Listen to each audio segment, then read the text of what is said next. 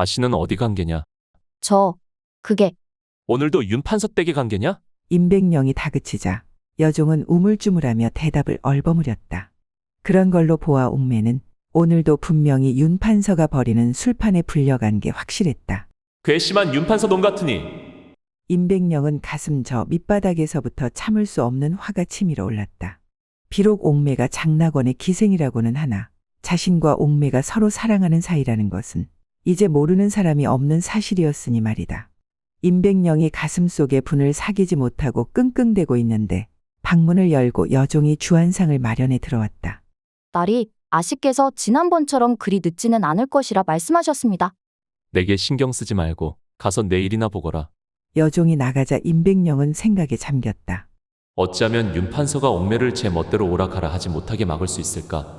그러나 아무리 임백령이 궁리에 궁리를 거듭해도 별 뾰족한 수가 떠오르지 않았다. 윤 판서는 지금은 승하하셨지만 장경왕후 윤 씨의 남동생으로 장차 이 나라 보위를 이어갈 세자마마의 외삼촌인 윤임이었다. 더구나 윤임의 권세는 현재 최고의 권세가인 김한로의 후광을 입고 있어 감히 어느 누구도 건드릴 엄두를 못 내었다.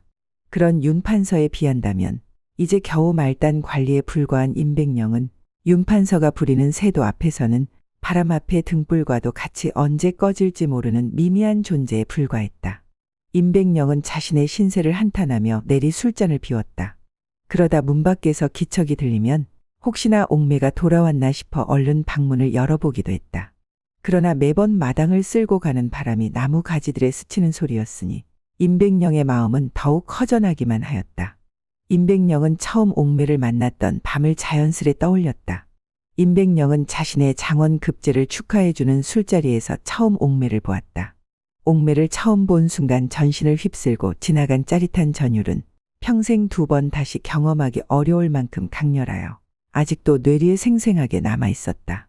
옥매 역시 임백령의 수려한 용모는 물론 선비다운 학식과 성품에 반하여 둘은 동석한 다른 이들은 안중에도 없이 서로 다정한 속삭임을 주고받았다. 이윽고 자리가 파하여 사람들이 모두 돌아간 후 둘은 자연스레 옥매의 처소로 함께 들었다. 그리고 나란히 한 베개를 베고 누워 평생 부부의 연으로 살아갈 것을 맹세했었다. 임백령은 기생이라는 옥매의 신분조차도 문제가 되지 않을 만큼 깊은 사랑에 빠진 것이었다. 그날부터 임백령은 아예 옥매의 집에서 숙식을 하며 지냈다. 옥매도 이런저런 핑계를 대며 되도록 바깥 출입을 삼갔다. 그런데 윤 판서는 자신의 집에서 술판이 벌어지는 날이면 온갖 억지를 갖다 붙여서라도 기어이 옥매를 불렀고 옥매도 장낙원의 기생인 이상 그의 명을 거역하기는 어려웠다. 임백령은 벌써 술을 2병이나 비우고 있었다. 권력만 있으면 나는 새도 떨어뜨리는 더러운 세상. 임백령은 또 한 번 가슴 저 밑바닥에서 끓어오르는 화를 간신히 억눌렀다. 그러고는 맥없이 앉아 금방 비운 잔에 술을 따르고 있는데 방문을 열고 옥매가 들어왔다. 얼마나 시달렸던지 한눈에 보기에도 지친 기색이 역력했다. 그런데 임백령은 마음과는 다른 말을 불쑥 내뱉었다. 이렇게 늦게 오는 걸 보니 재미가 좋았나 보구먼. 옥매는 대답 대신 임백령의 손에서 술병을 빼서 잔에 술을 따랐다. 약주가 과하신 것 같습니다. 무슨 상관이요. 나는 새도 떨어뜨린다는 새도가들에 비하면 나 같은 말단 관직에 있는 놈은 길가에 버러지보다 못한 걸. 그러면서 임백령은 술을 냅다 들이켰다. 옥매가 잠자코 앉아있자 임백령이 소리치듯 말했다. 왜 아무 말이 없는 게냐? 명문 새도가들과 어울리다 보니 이제 나 같은 건 안중에도 없더란 말이냐? 그러나 임백령은 그런 말을 한 것을 후회했다. 옥매가 소리 없이 옷고름으로 눈물을 닦아내지도 못하고 울고 있었던 것이다. 그저 머루같이 굵은 눈물방울을 고운 치마폭으로 받고 있었다. 아니, 옥매. 임백령은 애간장이 끊어지는 듯해서 더는 말을 잇지 못하고 가만히 있었다. 서방님, 잊으셨습니까? 서방님과 제가 처음 만나 운우의 정을 나누던 밤, 서방님과 제가 평생토록 부부의 연을 맺기로 한 맹세를 잊으셨다는 말씀이십니까? 서방님께서는 소녀가 윤 판서 댁에 좋아서 간다고 생각하십니까? 정녕 그리 생각하십니까? 속으로 울음소리를 삼키던 옥매는 가느다랗게 흐느끼기 시작했다. 잘못했소. 정말 미안하구려. 못난 나를 용서해 주시오. 임백령의 눈가에도 안개의 입자처럼 습한 기운이 서렸다. 임백령은 품에 안긴 옥매의 등을 다독여 주었다. 두 사람의 애잔한 흐느낌 소리는 밤이 깊어가며 점점 옅어졌다. 그런데 채 며칠이 지나지 않아 두 사람은 처절한 피눈물을 흘리며 생이별을 하고야 말았다. 윤판서가 강제로 옥매를 끌고 가 첩으로 삼아버린 것이다. 옥매가 유님의 첩으로 끌려간 후 임백령은 날마다 술에 취해 살았다. 그는 언젠가는 꼭 유님에게서 옥매를 다시 데려올 것이라고 맹세했다. 그리고 어떻게 해서든지 유님에게 복수하여 옥매와 자신의 가슴에 맺힌 한을 풀리라 다짐하고 있었다. 임백령이 그렇게 옥매에 대한 그리움과 유님에 대한 원한으로 괴로워하며 하루하루를 보내던 어느 날 윤원형이 비밀리에 한 통의 서찰을 보내왔다. 내용인즉 의논할 일이 있으니 일간 만나자는 것이었다. 임백령은 생각에 잠겼다. 그가 무엇 때문에 나를 만나자는 것일까? 윤원형이라면 지금의 중전이신 문정왕후 윤씨의 오라버니로서 지금은 유님 일파와 남곤 일파의 세력에 밀려 길을 펴지 못하고 있지만 일만 잘 풀린다면 승승장구할 인물이었다. 임백령은 이런저런 상념으로 밤늦도록 쉽게 잠을 이루지 못했다. 그러다가 임백령은 사랑하는 옥매를 떠올리고는 일단은 어떻게 해서든지 신분 상승을 해야 한다는 결론을 내렸다. 잘만 하면 윤원형이 그 교두보 역할을 해줄지도 모른다는 일말의 기대감마저 가졌다. 다음 날 퇴고를 한 임백령은 밤이 이슥해지자 윤원형의 집으로 향했다. 안채로 들어가니 윤원형이 흡족한 미소를 띠고 앉아 있었다. 어서 오시게. 기다리고 있었네. 허허. 미관 말직에 있는 소생을 친히 불러주셔서 몸둘 바를 모르겠습니다. 아니라네. 내 일찍이 눈여겨본 바가 있어 이리 먼저 청한 것이네. 임백령이 대답을 못하고 머뭇거리는 것을 보고 윤원형이 밖을 향해 소리쳤다. 뭣들하는 게냐. 어서 주원성을 드리지 않고. 예, 미리 대령하여 기다리고 있었사옵니다.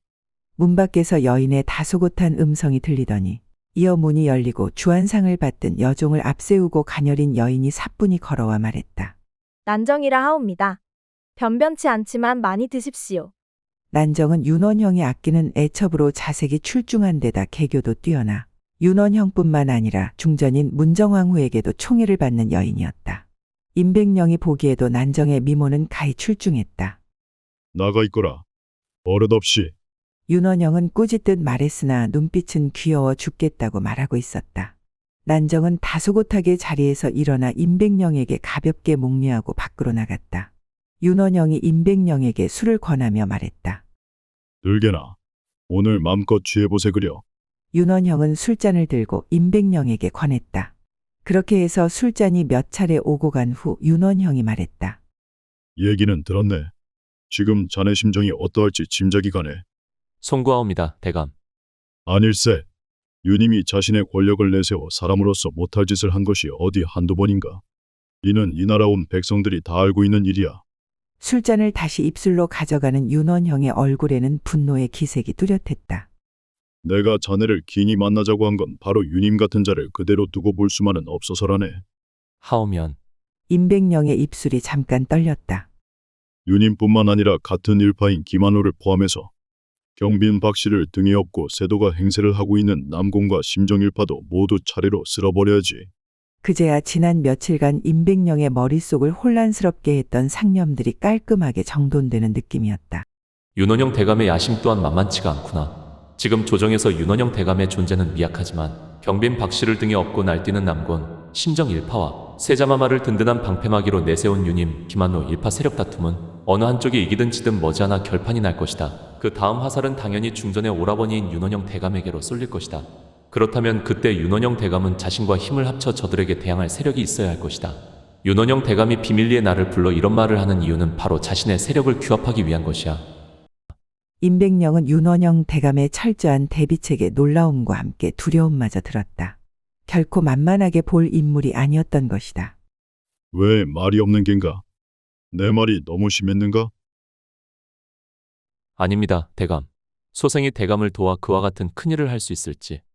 그 말은 내가 사람을 잘못 보았다는 뜻인가? 그러자 임백령은 단번에 대답했다.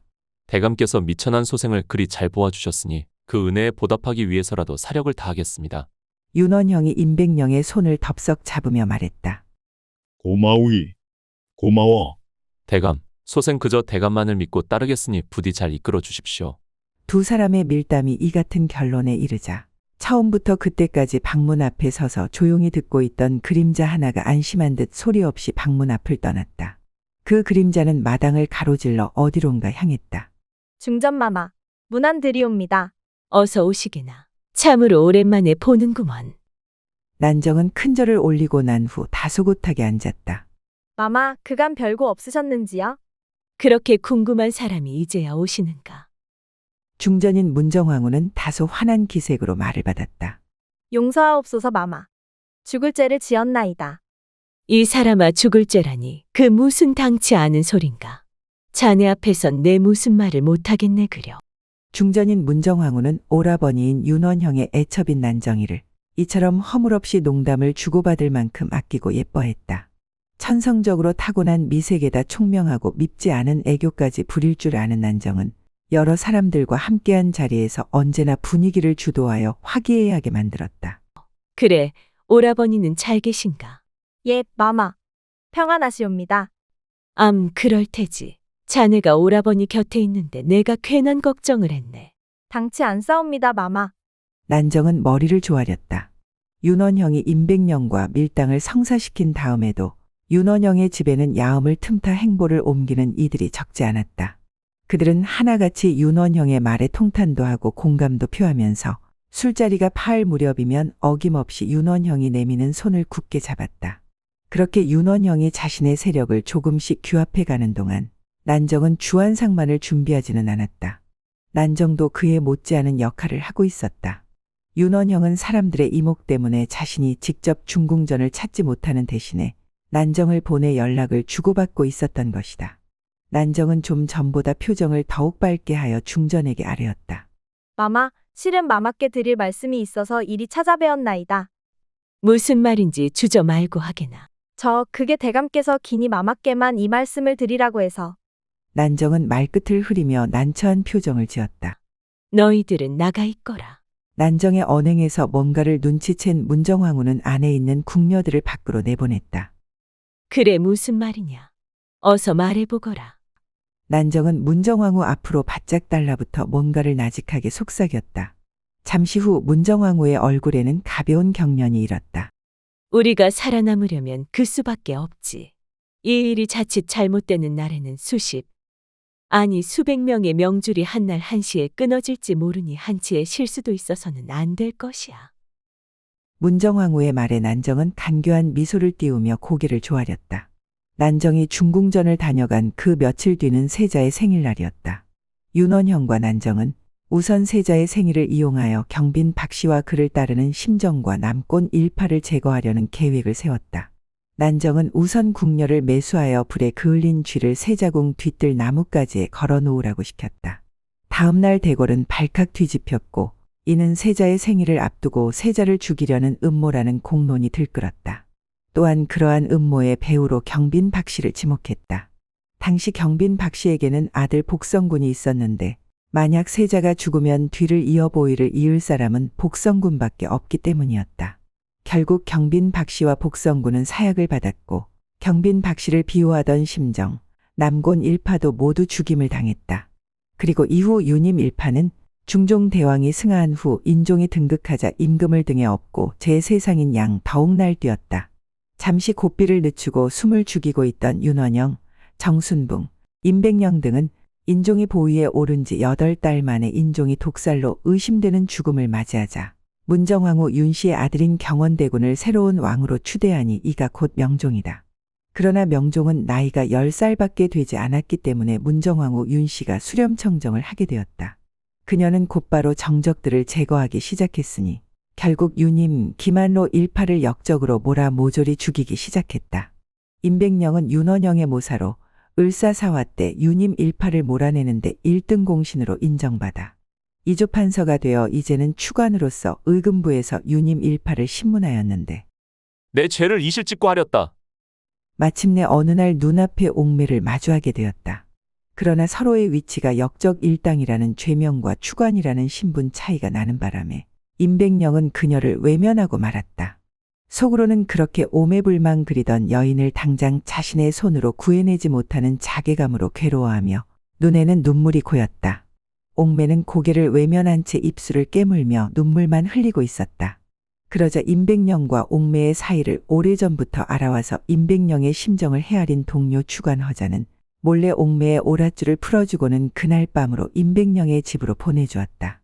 아무에게도 말하지 말고 지금 바로 임백령의 집으로 가시오.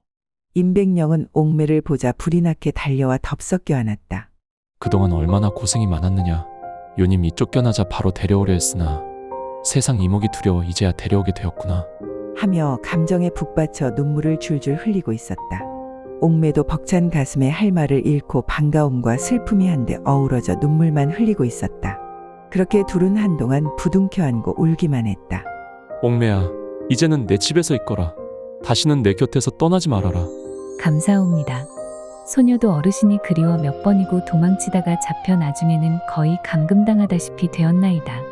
걱정 말아라. 이젠 어느 누구도 내 여인을 건드리지 못할 것이로다. 이렇게 두 사람은 다시 만나게 되었다. 신분과 세파로 인해 떨어져 있던 두 사람은 오히려 그 상황을 딛고 다시 하나가 된 것이었다.